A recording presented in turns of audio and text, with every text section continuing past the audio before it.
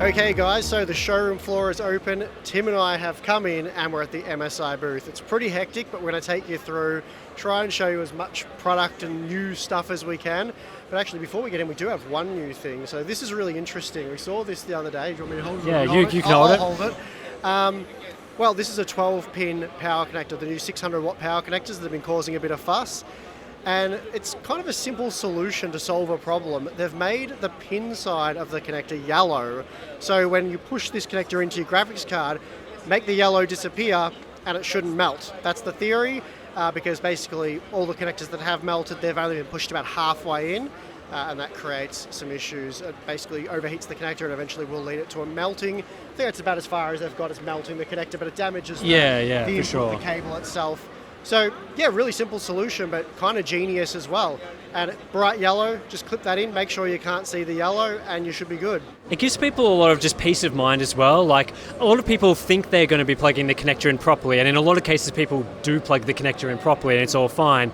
But then there's always that worry, because you've seen the news, right? You've seen the news of the cables melting. You're going to be wanting to make sure you plugged it in the whole way. And MSI is just giving you that peace of mind by saying, well, can't see the yellow, it's sufficiently plugged in and is working fine. So this cable will be available with their new PSUs that are coming out in the next couple of months. So all of their power supplies that would normally have come with this cable will be upgraded to the yellow cable. And I believe MSI was also saying that you'll be able to buy this cable as an accessory as well. So if you have a power supply that's not an MSI power supply and you want the peace of mind yellow cable for whatever reason, then that will be available to purchase. So I think it's a really cool, you come to Computex, you see all these sort of crazy new expensive, killer sort of things, but then it's a yellow cable that sort of catches your eye, sort of a simple solution. It's an interesting, it's so simple but very interesting, a great idea I reckon, and yeah, love to see it. So we'll take you through the booth, have a look at all the new stuff, but before we do, the Hardware Unboxed Computex coverage is brought to you by MSI and Thermal Grizzly.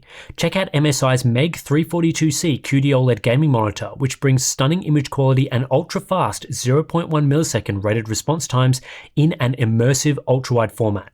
The 342C includes a 175Hz refresh rate, premium 99% DCI-P3 colors, display HDR True Black 400 certification, and the brilliance of a bright QD-OLED screen. For more information, check the link in the description. Also supporting our Computex trip is Thermal Grizzly and the new Cryo Sheet, a high-performance graphene thermal pad that contains no liquid and therefore isn't subject to the kind of degradation seen with traditional thermal pastes, such as drying out, for example. It offers outstanding thermal conductivity, simple installation, and extreme longevity. So for more information, please check the link in the video description.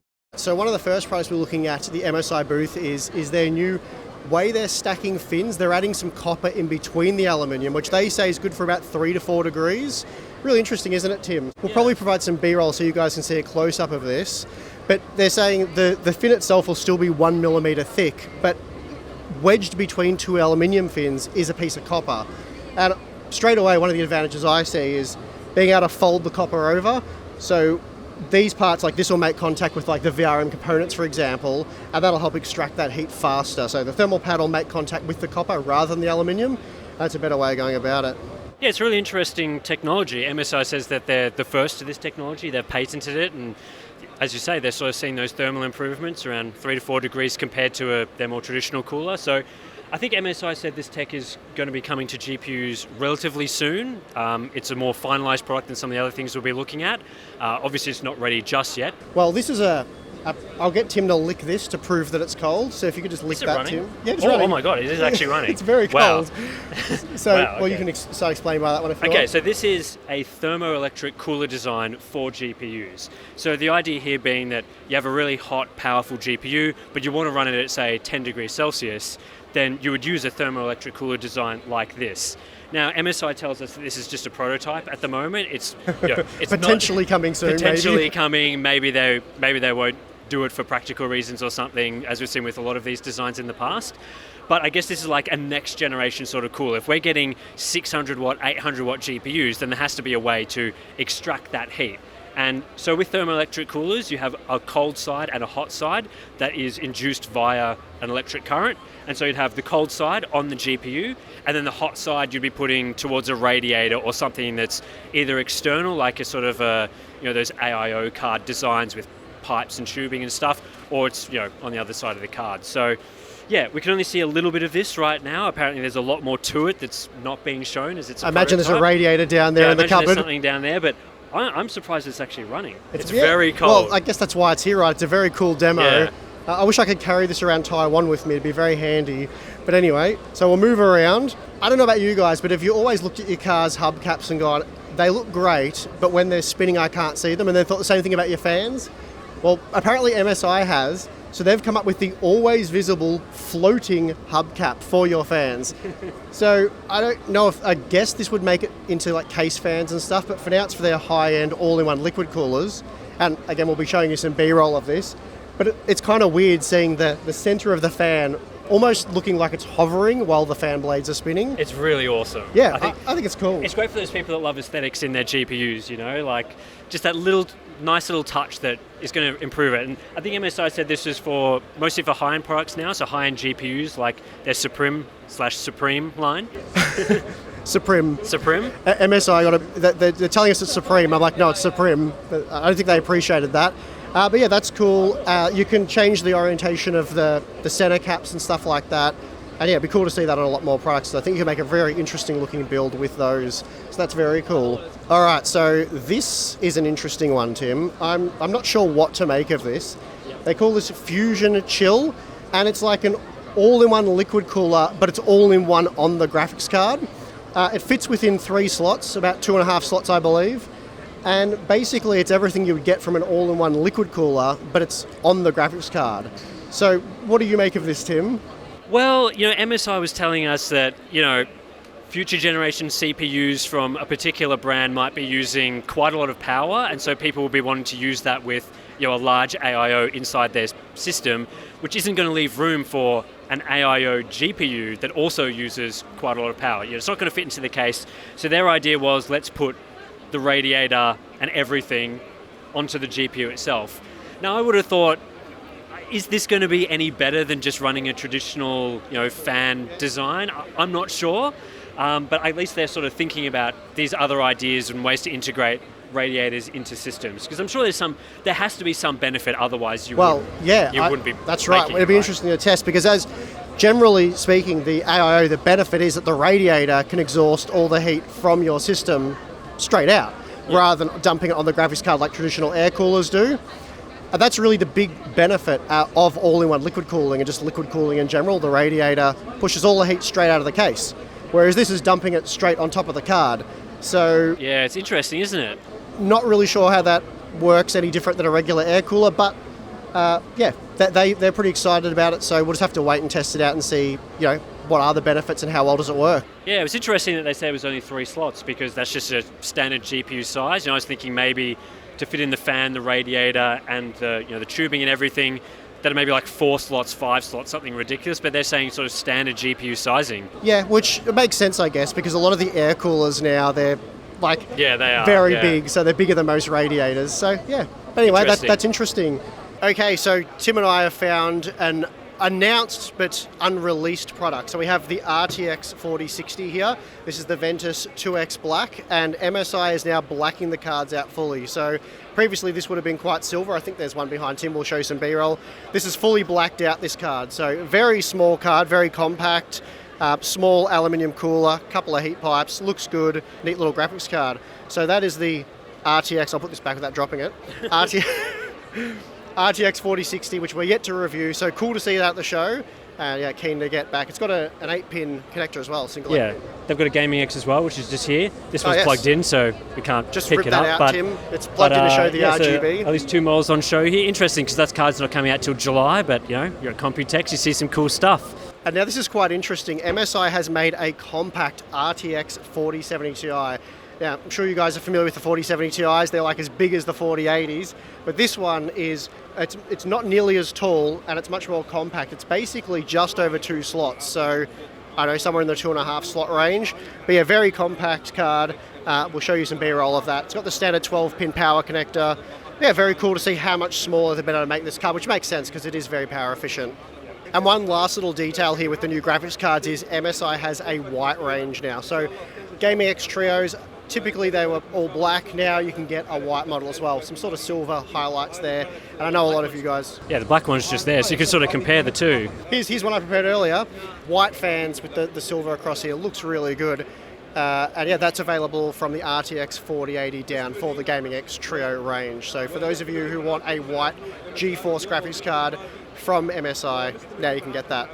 So it turns out MSI is getting very serious about networking gear. They tell us that they've got a massive team that's now dedicated to working on networking hardware, and this is one of their, well, I guess you'd say one of their flagship products that's going to be coming out towards the end of this year. I think it was like Q3, Q4 sort of time frame. This is their mesh networking setup, which is designed for gamers. These are prototype products right now, so if you pick it up, there's not too much to show, but honestly, I think just from a looks perspective, it looks pretty cool. Would you agree? From sort of cool looking product, available in 3 colours, we believe. Yeah. White, silver, gold rather, and black. Yeah, I think it's silver and black. I think it's just up there. We'll show a B-roll of it. I don't know if it's gold or it looks goldish to me. Is it silver? Silverish. It's a silvery gold colour. We'll agree on that later. So yeah, these are obviously high performance products that are going to have Wi-Fi 6E, 2.5 gigabit LAN networking as well, and obviously MSI is also working on Wi-Fi 7 for sort of future products.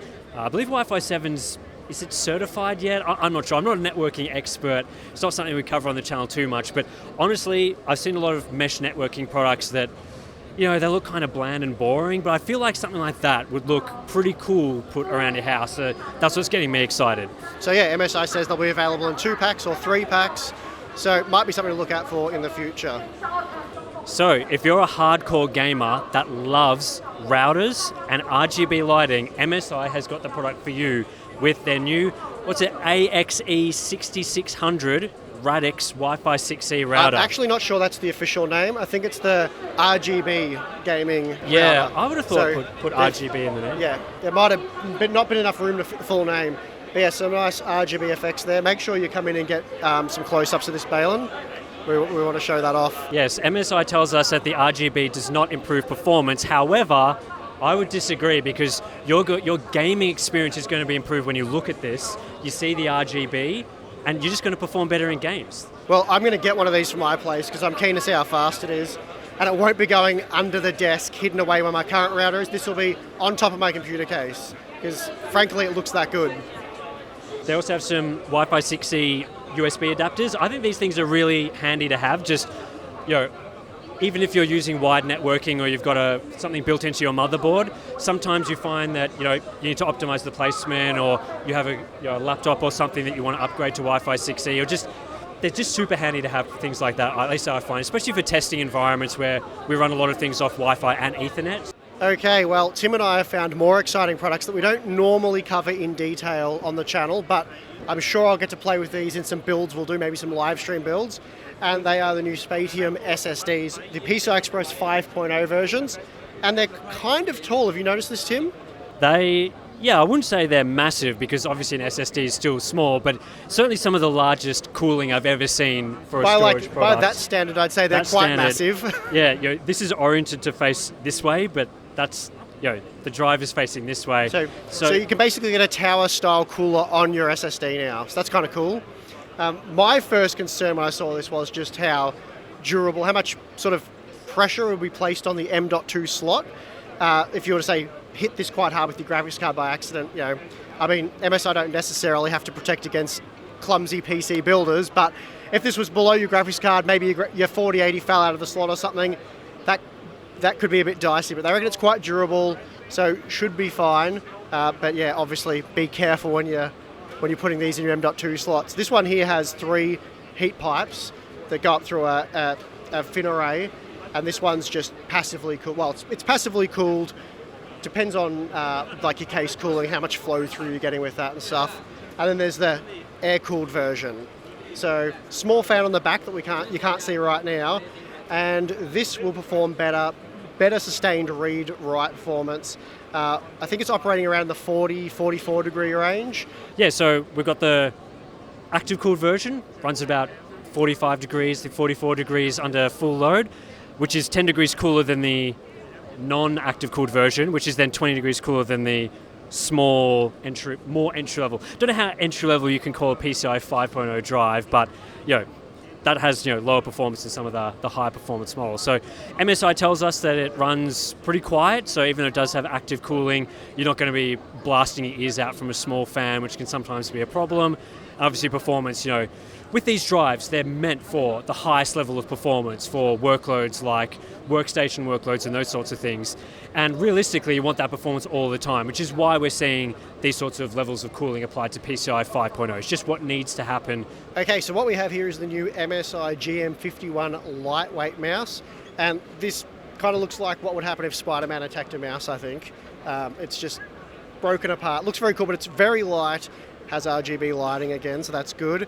I've told 150 hours of runtime with the lights on, so I think that's pretty good. That's pretty impressive. Normally when you turn the lights on, it's like the runtime just goes down to nothing, so you just never use the RGB. So claimed 150 hours and then 200 hours if you disable the light. So I'm really surprised that it's that similar, because there looks like there's quite a few LED lights in there. There's some pretty cool effects. But yeah, very lightweight mouse, so I'm keen to upgrade my mouse and give this a go. So this is a product that I will actually be testing myself personally. Have a go with that. Don't know if I'll get Tim into it, but you never know. I don't know, you're a Fortnite man, you love your lightweight mice, so... But yeah, all the latest and greatest hardware in this, so yeah, keen to check it out and give it a more in-depth look later on. All right, so we looked at some white graphics cards from MSI earlier, and it turns out they're going all in on white, it seems, Tim. We've got even a white monitor, which you probably find interesting. Every monitor manufacturer goes black for 100% of their products, but MSI... Is this a gaming monitor? I believe it's a gaming monitor. So normally we see white for like your creator style monitors, but if you're a gamer and you want your white PC, but then you have to have a black monitor, that's just completely unacceptable. But MSI has gone and done the right thing, which is good to see. That's cool. And now we've got a white case, so the Velox case, which we just built Jared's PC on the live stream in that. Looks very cool in white, and the full build looks amazing. White power supply, there's a new white entry-level AIO, starts about $109 US for that model, the 240 one. And then, we've always had sort of whitish motherboards, though they're kind of silver heat sinks. Unfortunately, no white PCB. Apparently, they're quite difficult to do.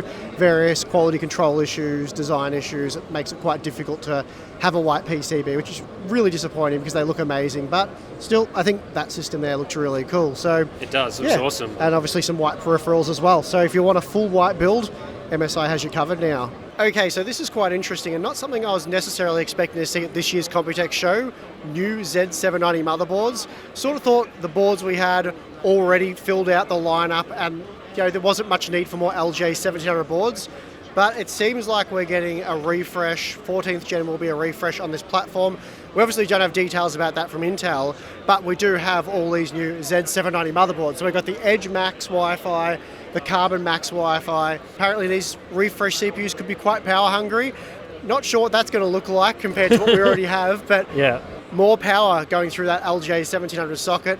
Some of the key features, Wi-Fi 7 across the whole max range, and most of them, the higher end boards will have the 5 gigabit LAN and then the standard 2.5 gigabit LAN on the lower end models like the Edge Max. But yeah, really interesting. Also, I've heard memory support will improve by about 200 to 300 MTS there, so possibly better memory speeds. Not sure if 4 DIMM module memory performance there will be improved, but it sounds like memory performance in general, a few tweaks there to improve the memory performance. So that'll be good as well for the 14th gen CPUs. But yeah, very interesting. I shudder to think what the power usage of these CPUs could look like and how you go about cooling them. Because if we're talking 14th gen CPUs, that must mean it's pretty similar architecture to what we've got for 13th gen. I think because most of the other rumors were suggesting the next architecture will require a new socket. So if it's a refresh on the same architecture, usually that means higher clocks, and with higher clocks comes higher power. So having those beefy VRMs. But as you say, it's interesting that they are releasing that sort of, previously you'd called Z790 a dead platform, but you might have to, it'll be another dead platform now, but you have to reassess that previously, I guess. I guess that's true. It depends on whether or not 14th gen turns out being a viable upgrade for 13th gen is hard to say, but that's all stuff we'll explore. But there's a few other boards. We'll get some B-roll and show you the Ace Max as well. That's a crazy looking board, the Ace Max, so that'll probably be up on screen right now. You'll be taking a look at that. But yeah, very cool. So interested to see what ends up happening with these boards with the 14th gen CPUs.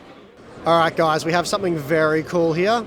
Project Zero, but this is actually genuinely very cool. So we've got a Ryzen board here. You can see here we've got the power core, 24 pin power, the 8 pins up there, all the fan headers, the usual stuff that you plug in last. I imagine it will actually make plugging a lot of this stuff in a lot easier, accessing it from the back of the motherboard tray. You know, SATA ports, USB 3, you know, Type Cs, fan headers, the whole lot, all on the back of the board.